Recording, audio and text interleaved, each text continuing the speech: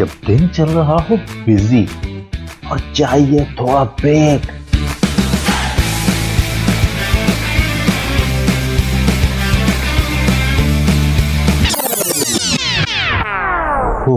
I need a break. तो सुनिए delight delight with RJ Mahvash Khan, Sunday to Thursday 12 to 3 PM। Radio वही अपना FM 107। Right stars, आप सुन रहे हैं प्रोग्राम डिलाइट और मैं आपके साथ मौजूद हूँ यहाँ पे आपके प्रेजेंटर मावश खान। जैसे कि आप लोग जानते हैं कि हर पीर के रोज़ हमारा सेगमेंट होता है जिसमें हम पेरेंटिंग के हवाले से मुख्तलिफ जो चीज़ें हैं उनको हम कवर करते हैं, उनके बारे में बात करते हैं। तो आज भी हमारे साथ ERDC के एक्सपर्ट्स मौजूद हैं और हमारे साथ कंवल लईक हैं, साथ ही फायजा फारूकी मौजूद हैं। तो उनको वेलकम कहते हैं अपने शो में और देखते हैं कि आज हमें क्या कुछ जानने को, समझने को, सीखने को मिलेगा। हेलो अस्सलाम वालेकुम। वालेकुम अस्सलाम। कंवल, कैसी हैं आप? बिल्कुल ठीक ठाक। आप बताइए क्या क्या चल रहा है, क्या हो रहा है? अल्हम्दुलिल्लाह बिल्कुल ठीक ठाक, बस बहुत ज़्यादा गर्मी चल रही है और गर्मी बर्दाश्त कर रहे हैं। जी, यहाँ पर भी गर्मी है। हाँ, बहुत ज़्यादा गर्मी हो रही है आजकल और आपको पता है मिडिल ईस्ट की गर्मी तो बहुत शदीद किस्म की होती है। हाँ, बिल्कुल। तो वही है आजकल। जी फायजा, आप सुन रही हैं हमें? जी अस्सलाम वालेकुम।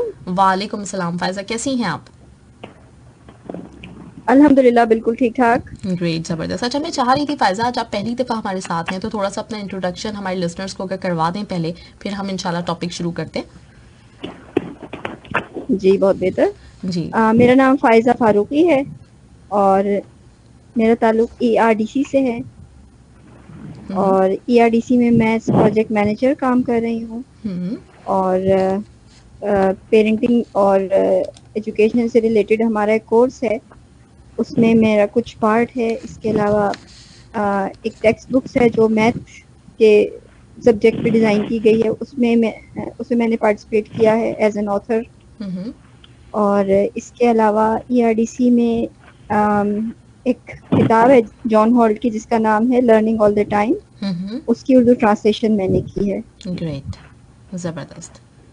अच्छा, आपसे कंवल और आपसे फायजा दोनों से मैं पूछूं कि आप लोगों को एक तो कितना अरसा हो गया इस इदारे के साथ, और दूसरा आपका खुद का ये जो लर्निंग प्रोसेस जो हम लोग मतलब जिस चीज़ से गुजर रहे हैं, हम लोग सीख रहे हैं आप लोगों से, तो यहाँ इस इदारे से मुंसलिक होने के बाद आप लोगों का ये लर्निंग जो है वो किस तरह की थी, कुछ उसके बारे में अगर आप हमें बताएं। जी, बिल्कुल मैं बताती हूँ।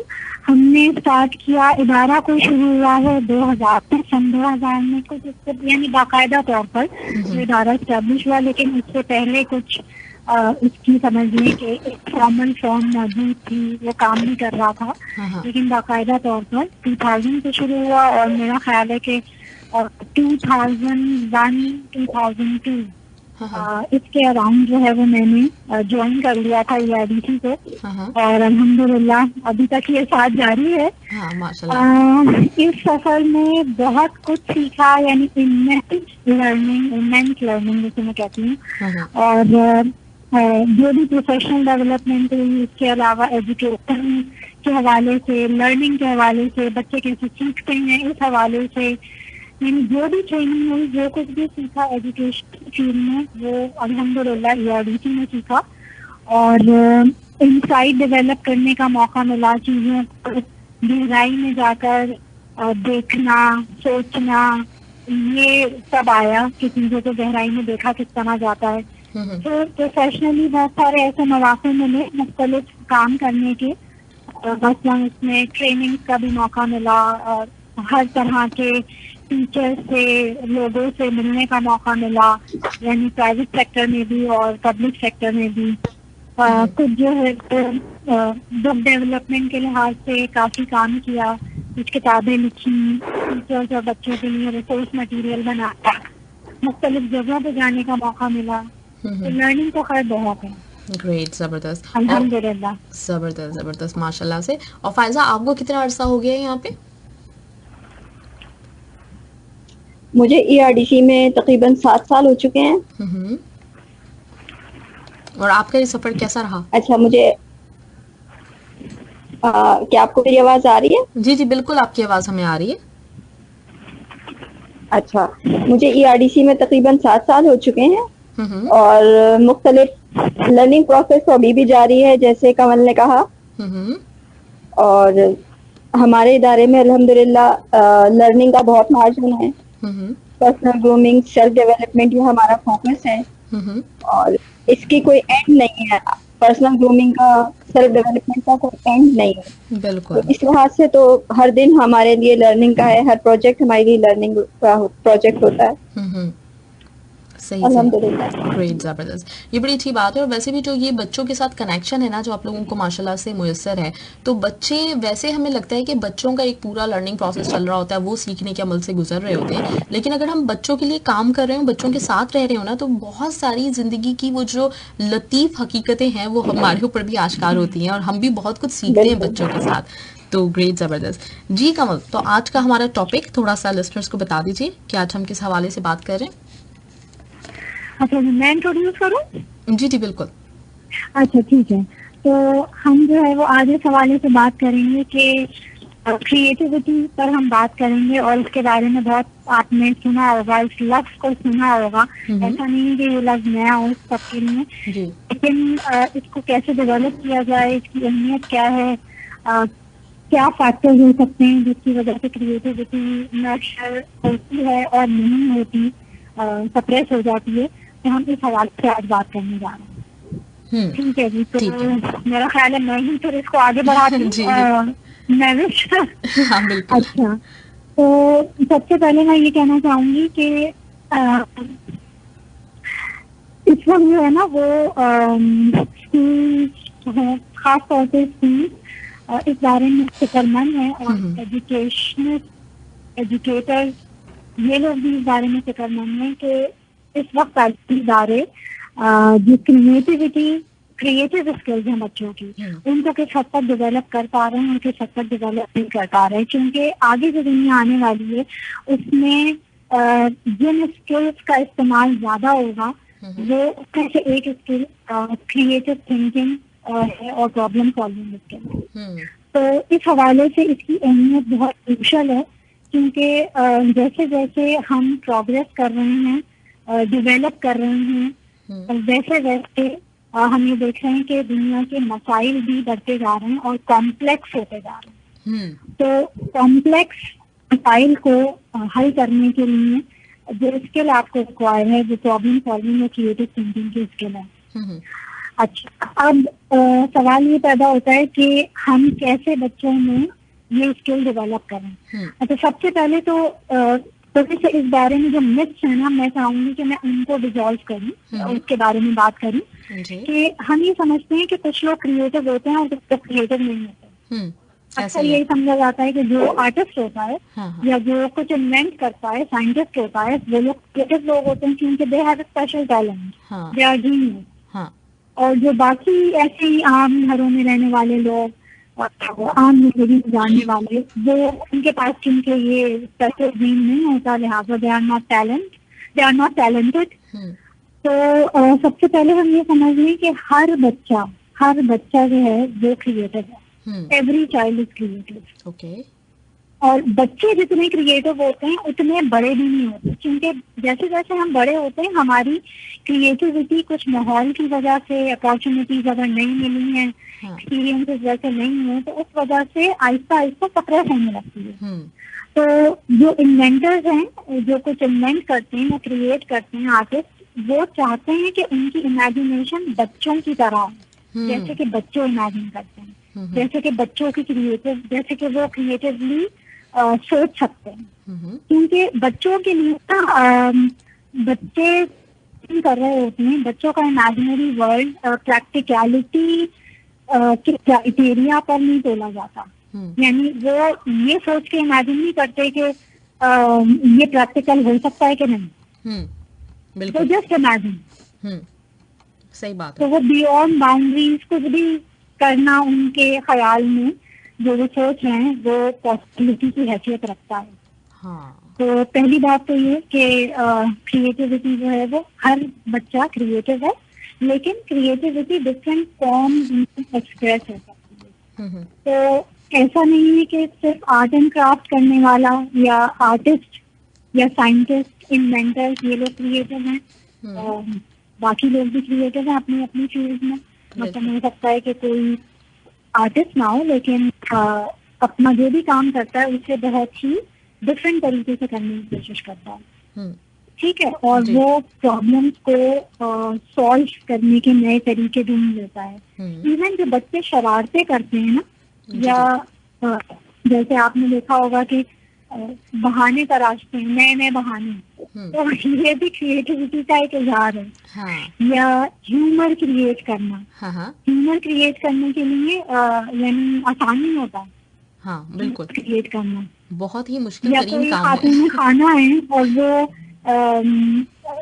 यानी नई नई डिशेज नए तरीके से यानी पुरानी डिशेज को नए तरीके से नई रेसिपी ट्राई करने को में मजा आता है उनको, वो करती रहती हैं, अपना कुछ टेस्ट करके कुछ बना लेती हैं। तो ये भी क्रिएटिव एक्सप्रेशन मुख्तलिफ तरीके से हो सकता है।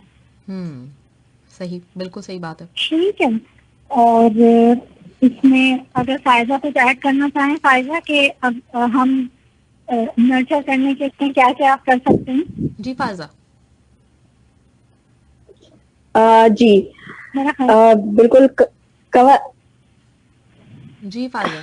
कमल, आपने बहुत अच्छा बताया क्रिएटिविटी के हवाले से, और मैं बस इस सिलसिले में ये ऐड करना चाहूंगी कि बच्चों की क्रिएटिविटी पे हम उस वक्त एक चेक लगा देते हैं, उसको आगे बढ़ने से रोक देते हैं जब हम बच्चों के खेल कूद पर और उनकी एक्सपेरिमेंटेशन पर पाबंदी लगाते हैं। सही। अमूमन हम ये चाहते हैं कि हमारे घर वेल सेट रहें और बच्चे कोई गड़बड़ ना फैलाएं, जहां बिठा दें वहां बैठ जाएं, जो दे दें बस उससे खेल लें। तो क्रिएटिविटी रिस्ट्रिक्शंस के साथ नर्चर नहीं हो सकती। इसके लिए आपको थोड़ा सा फ्रीडम देना पड़ेगा, और फ्रीडम देने के अलावा से पहले आपको अपने अंदर एक मिजाज डेवलप करना पड़ेगा केओस को बर्दाश्त करने के लिए और मेस को टॉलरेट करने के लिए। अगर आप मिजाजन इस किस्म के इंसान नहीं हैं, यानी आप पेरेंट हैं और आपको बच्चे ने कोई खेल खिलौना कुछ बना रहा है बच्चा जो आपकी समझ में नहीं आ रहा, और आप इस पे गुस्से में आ गए और आपने कहा कि बस अब ये तुम्हारा खेल बंद, और आपने उसकी चीजें उठा के कहीं कोने में डाल दी, तो ये बच्चे के क्रिएटिव पोटेंशियल को ये चीज नर्चर नहीं होने देगी। सही। तो अहम बात ये है कि आप अपने बच्चों को एक्सपेरिमेंटेशन के मौके दें और रिस्ट्रिक्शंस कम दें, कम कीजिए, रिस्ट्रिक्ट ना कीजिए, इंस्ट्रक्शंस कम दें, और बस बच्चों को अपना फ्री प्ले करने का मौका दें। इसमें उनका क्रिएटिव पोटेंशियल बहुत नर्चर होगा। सही सही, बिल्कुल सही। बहुत अच्छी बात की है फायजा ने, ये टॉलरेंस और मैच की बात कि सब, यानी हमारी कोशिश ये होती है घर में कि हर चीज जहाँ है वो वहीं रहे, बिल्कुल ऐसे वहाँ से हिले नहीं, वैसे ही रहे। हाँ। तो अगर आप क्रिएटिविटी डेवलप करना चाहते हैं बच्चों की, तो आपको थोड़ा सा जरा केओस या मेस को अलाउ करना होगा। भले से आप बच्चों को ये भी सिखाएं कि इसको फिर बाद में आपने समेटना भी है, आप करें, लेकिन आपको कम से कम इस प्रोसेस के दौरान जो है वो एक फ्री काम करने का स्पेस भी अवेलेबल है, रिसोर्सेज भी अवेलेबल है, उसके इजहार का मौका है। अच्छा, एक चीज मैं ये कहना चाहूंगी कि इसमें भी तमीज करने की जरूरत है कि हम अक्सर ये समझ रहे होते हैं कि बच्चों को ड्राइंग की या आर्ट की कुछ टेक्निक सिखा दें और हम उनको इंस्ट्रक्शंस दें कुछ बनाने के लिए कि ये चीज ऐसे करो, ऐसे करो, ऐसे करो। तो ये भी क्रिएटिविटी है। तो असल में क्रिएटिविटी अपनी जो थॉट्स है ना उनका इजहार है, यानी ओरिजिनल थिंकिंग जो भी आपकी है, आपके आइडियाज क्या हैं, आप सोचते हैं, आप उसको किसी तरीके से एक्सप्रेस कर रहे हैं। अब लैंग्वेज में एक्सप्रेशन हो सकता है, लैंग्वेज में एक्सप्रेशन है तो आप लिखना, राइटिंग में नजर आएगा, पोइट्री में नजर आएगा। अगर आर्ट में है तो वो आर्ट की जो भी कैटेगरीज है उसके अंदर नजर आएगा। अगर क्राफ्ट में है तो वो आपको किसी मॉडल स्कल्पचर की शक्ल में नजर आएगा। ठीक है, तो डिफरेंट एक्सप्रेशन है, लेकिन अपनी ओरिजिनल थिंकिंग। क्रिएटिविटी नोवेल्टी और ओरिजिनल आइडियाज का नाम है। अच्छा, एक और ये फाइबर की बात को कंटिन्यू करते हुए मैं पॉइंट ऐड करना चाहूंगी कि इसमें आप प्रोडक्ट पे जो है वो इसरार ना करें। ठीक है। यानी हम ये हमारी कोशिश ये होती है कि अच्छा ठीक है, किसी काम को एक खास तरीके से करो और फिर उसके बाद ये चीज बन जाए। यानी ये प्रोडक्ट आ जाए। ठीक है। तो असल में क्रिएटिविटी प्रोसेस का नाम ज्यादा है। ठीक है, उसमें कोई प्रोडक्ट भी नजर आ सकती है आपको एट द एंड, लेकिन आप कम से कम उस प्रोसेस के दौरान परफेक्शन का या प्रोडक्ट का या किसी खास तरीके से काम को करने का इन चीजों पर इसरार ना किया जाए। ठीक है। ठीक है जी। अच्छा, इसके अलावा टाइम की रेस्ट्रिक्शन हम बहुत ज्यादा नहीं लगा सकते। यानी टाइम के इतनी देर में आपने जो है वो एक आर्ट पीस या कोई स्टोरी क्रिएट कर लेनी है। तो क्रिएटिव प्रोसेस जो है वो टाइम बाउंड नहीं किया जा सकता। आप टाइम बाउंड करेंगे तो इसमें शायद उतना एक्सप्रेशन ना आए। सही। ठीक है। ठीक है, सही है। अच्छा, इसमें जी आप कहिए। हाँ, इसमें जो है वो बच्चों का इंटरेस्ट, बच्चों के जो इंटरेस्ट हैं वो बहुत इम्पोर्टेंट है। अच्छा, तो इसमें जैसे मैं यही पूछना भी चाह रही थी। हाँ, मैं यही पूछना भी चाह रही थी कि हमें जैसे अभी क्रिएटिविटी का प्रोसेस है, जैसे कि आपने कहा कि अगर हम ये समझें कि सिर्फ आर्ट, सिर्फ ड्राइंग, सिर्फ पेंटिंग या इसी तरह की कुछ चीज़ें हैं, कुछ लोग समझते हैं कि अगर कोई बच्चा लिख सकता है, उसकी राइटिंग स्किल्स अच्छी हैं, कोई किताब लिख दे, कोई ऐसे लिख दे, तो वो ही क्रिएटिव है, या कुछ लोगों का पेंटिंग की तरफ रुझान है। तो ये, लेकिन आपने कहा ये बहुत एक वसी किस्म का जो है वो एक कैनवस मिला हुआ होता है बच्चों को या बड़ों को भी, जिसपे वो क्रिएटिव हो सकते हैं किसी भी फॉर्म में। तो अब इस चीज़ का आइडिया किस तरह से माँ बाप एक तो लगाएं कि हमारे बच्चे के अंदर ये टैलेंट मौजूद है, और साथ में पेरेंट्स किस तरह से उसमें रोल अदा करेंगे, उनके उस जो भी उनका जो भी फॉर्म है जो उनके अंदर मौजूद है, जो टैलेंट है, उसको इनहेंस करने में वो कैसे मौके फराहम कर सकते हैं? हाँ, बहुत अच्छा सवाल है। इसमें सबसे पहले बच्चों के इंटरेस्ट को आइडेंटिफाई किया जाए, यानी वो किस चीज में इंटरेस्ट लेते हैं। और ये आप उसी वक्त आइडेंटिफाई करेंगे जब बच्चों को एक्सपेरिमेंटेशन का मौके मिलेंगे, बच्चों को जो है वो यानी एक फ्री स्पेस मिलेगी मुख्तलिफ तरह के काम करने के लिए। यानी वैरायटी ऑफ एक्सपीरियंसेस अगर नहीं है ना, तो बच्चों का एक्सपोजर क्योंकि लिमिटेड होगा, लिहाजा वो खुद भी नहीं आइडेंटिफाई कर पाएंगे और आप आइडेंटिफाई कर पाएंगे कि इनका किसी खास चीज में क्या इंटरेस्ट है। तो एक तो आपको एक्सपीरियंसेस की वैरायटी देनी होगी, एक्सपोजर देना होगा जिसमें उनका टैलेंट निकल के आएगा। और जरूरी नहीं है कि एक बच्चा, हो सकता है कि वो किसी चीज में कुछ दिन तक इंटरेस्ट शो करे और उसके बाद उसका इंटरेस्ट छूट जाए, ये भी मुमकिन है। ठीक है, तो इस पे भी हम जिद ना करें कि यानी कुछ दिन पहले तो तुम्हारा ये था, अब तुमने चेंज कर दिया, तो ये चेंज होते रहते हैं। तो इसके लिए भी हम तैयार हैं, दिस इज क्वाइट नेचुरल। अगर बच्चे का एक इंटरेस्ट था कुछ अर्से उसने उसे परस्यू किया, लेकिन अगर आपको इंटरेस्ट आपने आइडेंटिफाई कर लिया है तो अब आप उसके मौके देंगे। यानी पेरेंट्स का रोल फिर ये होगा कि वो उसके लिए अगर कोई रिसोर्सेज चाहिए तो वो बच्चे को वो प्रोवाइड करेगा, उसके लिए वो स्पेस देगा, टाइम का एक जो है वो मार्जिन उसके पास होगा उस काम को करने के लिए। तो इस तरह से आप इंटरेस्ट को आइडेंटिफाई करके उनका कि वो किस एरिया में एक्सप्रेशन करना चाहेंगे, जिससे ज्यादा परस्यू करना चाहते हैं, तो वो फिर आप उसको देंगे। सही जी। फायजा, आप कुछ कहेंगी? जी, मैं बस इसमें ये ऐड करना चाहूंगी कि जब बच्चे अपने इंटरेस्ट से कोई काम कर रहे होते हैं या अपने क्रिएटिव पोटेंशियल का इजहार कर रहे होते हैं, तो अमूमन हम उनके काम को परफेक्शन के निगाह से देखते हैं। हमें उनका काम ठीक नहीं लगता। तो असल में हमारा ये इस किस्म का कोई भी फीडबैक बच्चों के क्रिएटिव पोटेंशियल को रोक सकता है, उसके इंटरेस्ट पे जर्ब लगा सकता है। मसलन आपने बच्चे का दिलचस्पी फर्ज कीजिए वो क्ले से बना रहा है, और आपने कहा तुमने ये क्या बनाया अजीब सी चीज, ऐसी तो ये नहीं होती। तो हमारे इस किस्म के जो रिमार्क्स हैं या फीडबैक है, ये बच्चे को थोड़ा उसके क्रिएटिव पोटेंशियल को जरा बंद कर सकता है।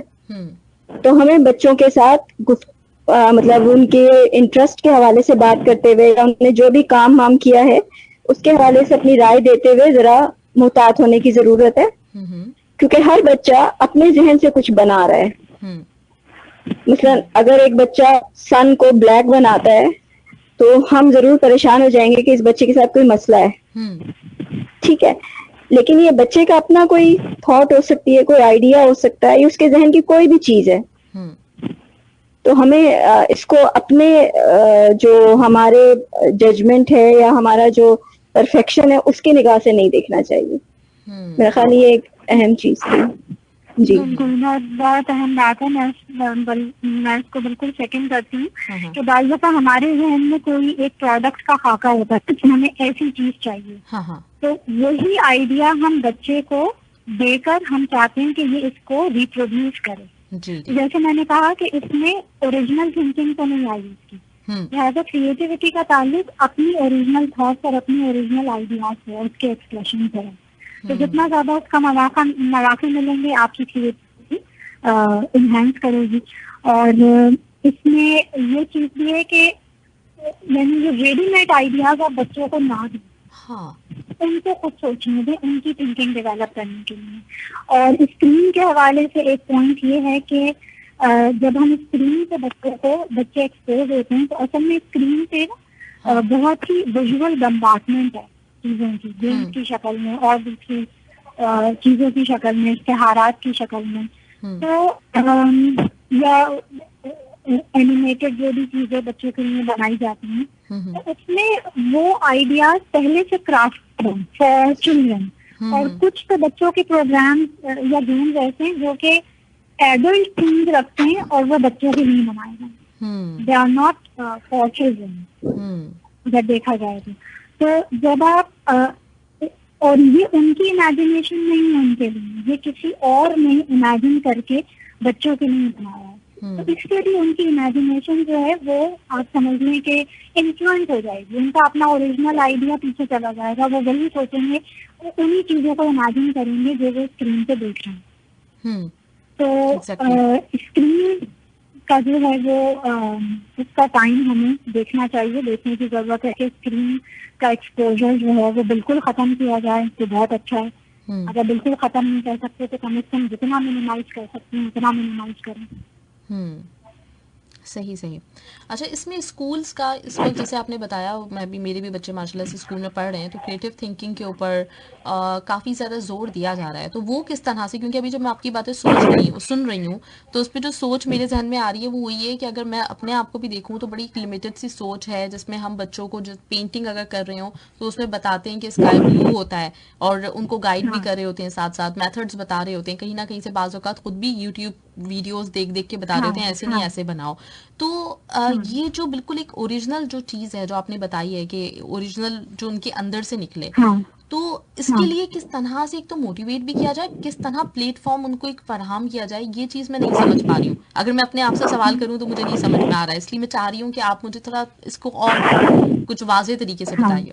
बिल्कुल, इसको कुछ मिसालों से समझ लेते हैं हम। जैसे अगर राइटिंग आप करवा रहे हैं बच्चों को, तो आप उसमें बच्चों को कहें कि वो फ्री राइटिंग करें। फ्री राइटिंग का आइडिया ये है कि आप उन्हें टॉपिक नहीं देंगे, let them think of the topic and write on it, ठीक है, और उनको एक फ्री एक्सप्रेशन का मौका दें। और इस राइटिंग में आप उनकी स्पेलिंग मिस्टेक, ग्रामेटिकल एरर ये नहीं निकालें, क्योंकि पहला काम है फ्लो ऑफ आइडियाज का आना और उसका एक्सप्रेस करना। जब वो उसमें बहुत सफिशिएंट हो जाएंगे तो फिर स्पेलिंग और ग्रामर ये खुद ही अगर लैंग्वेज तो आपने सही तरीके से इंट्रोड्यूस किया है तो ये बच्चा खुद ही सेल्फ करेक्ट के लिहाज से तो ठीक करेगा, ठीक है।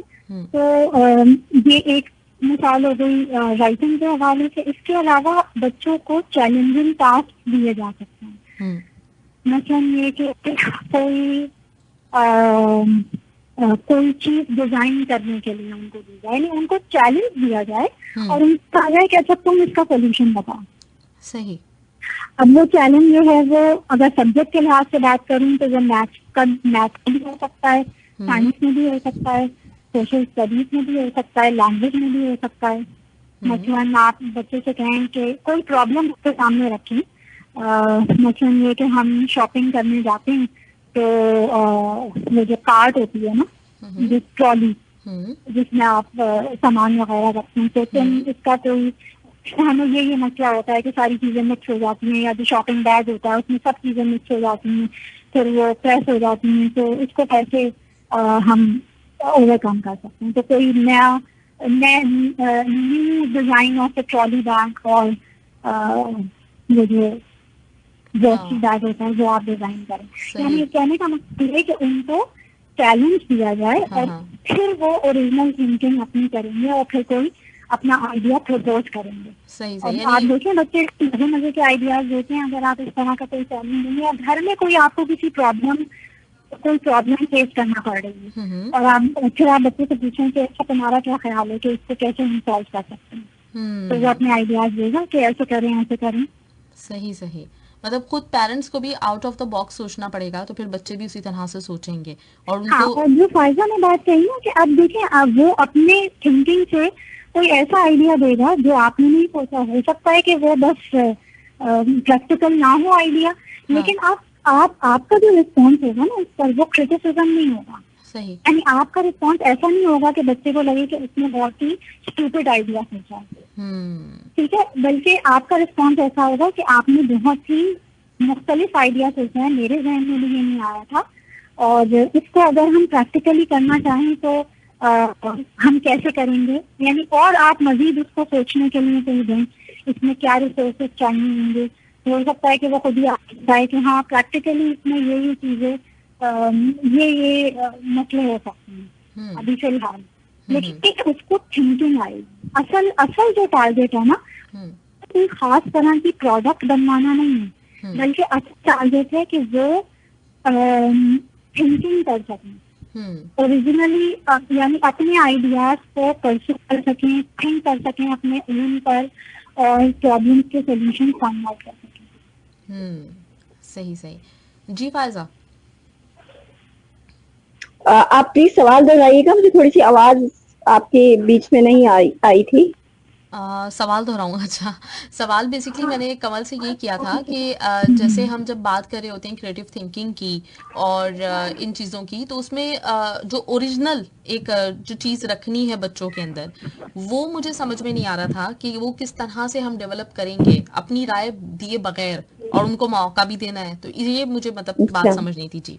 जी ठीक, बस इसमें यह है कि आपको बच्चों के ऊपर ट्रस्ट होना चाहिए। बुनियादी तौर पे हमारा बच्चों के ऊपर ट्रस्ट नहीं होता, हम उनके ऊपर डाउट कर रहे होते हैं, हमें उनकी एबिलिटीज पर डाउट होता है, इसलिए हम अपना इनपुट देना जरूरी समझते हैं कि नहीं ये काम ऐसे नहीं ऐसे होना चाहिए। तो अगर हमारा परसेप्शन ऑफ चाइल्ड ठीक होगा, हमें इस बात पे यकीन होगा कि इस बच्चे के अंदर एक यूनिक दिमाग मौजूद है और ये अपनी निगाह से दुनिया को देखने की सलाहियत रखता है, तो ये यकीन हमें बच्चे के काम को एक्सेप्ट करने के काबिल बनाएगा, हम उसको रद्द नहीं करेंगे।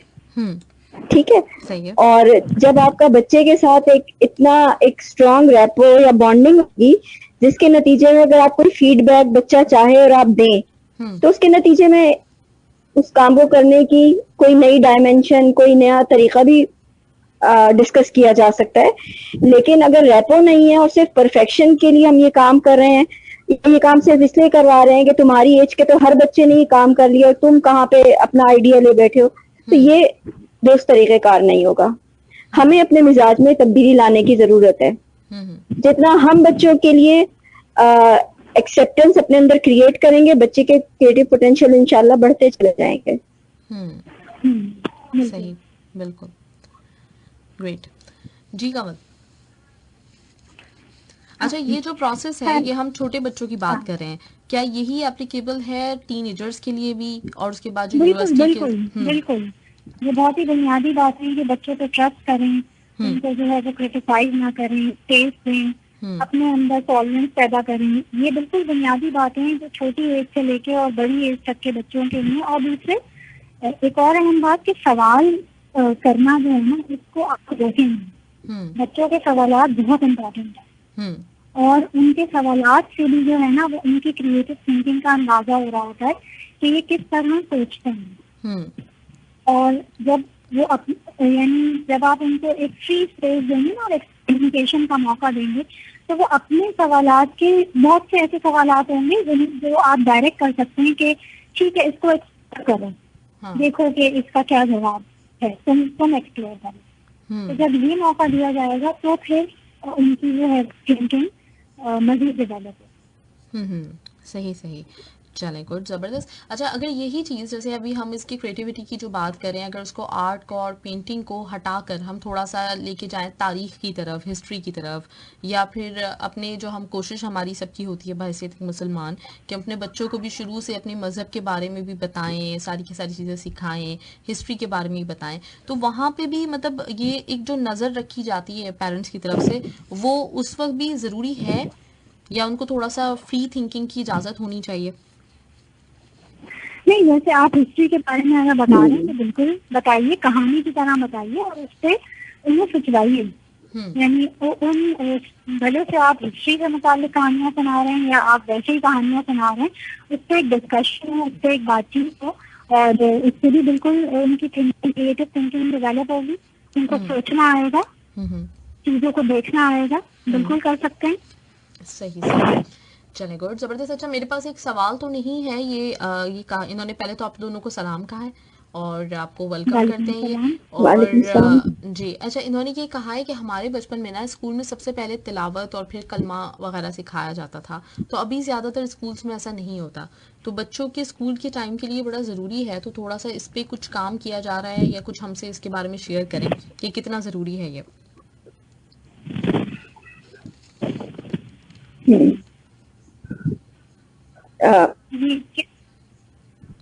जी, आवाज आ रही है? जी, कौन आप बोलेंगे? आप अगर शेयर करना चाह रही हैं तो कर दीजिए, मैंने सुना नहीं असल में क्या। अच्छा, सवाल क्या था?